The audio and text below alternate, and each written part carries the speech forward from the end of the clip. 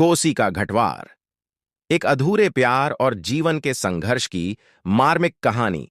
नमस्कार दोस्तों, आज हम आपको सुनाने जा रहे हैं एक ऐसी कहानी जो आपको गांव की मिट्टी की खुशबू, जीवन की सच्चाई और अधूरे प्रेम की पीड़ा का अनुभव कराएगी।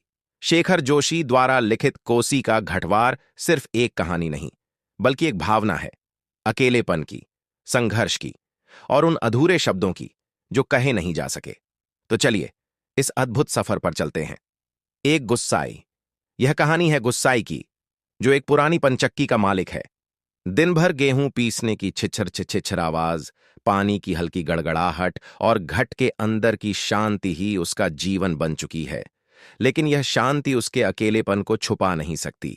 वह उन दिनों को याद करता है जब उसकी दुनिया सिर्फ काम तक सीमित नहीं थी, जब उसकी जिंदगी में किसी का प्यार और साथ था। लछम्मा।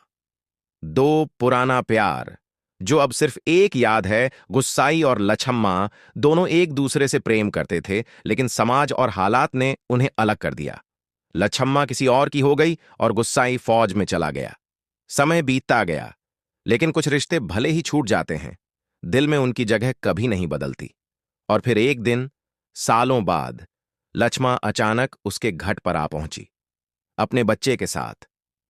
3 वर्षों बाद फिर हुई मुलाकात, लेकिन कुछ भी पहले जैसा नहीं था। गुस्साई की नजर जैसे ही लछमा पर पड़ी, उसकी पुरानी यादें जैसे जिंदा हो गईं।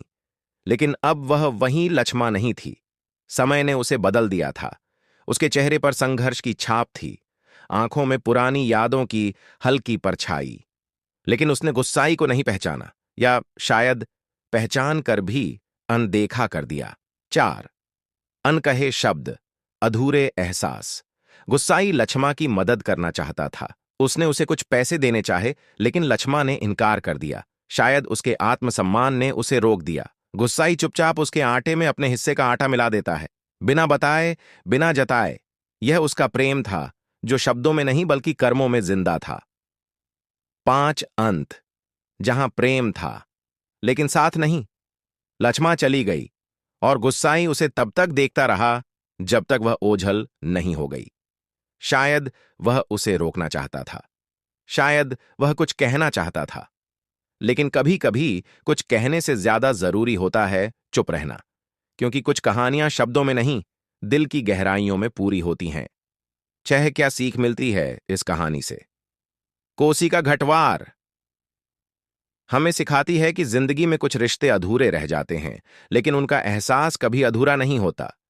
प्रेम हमेशा पास नहीं होता, लेकिन वह कभी मरता भी नहीं।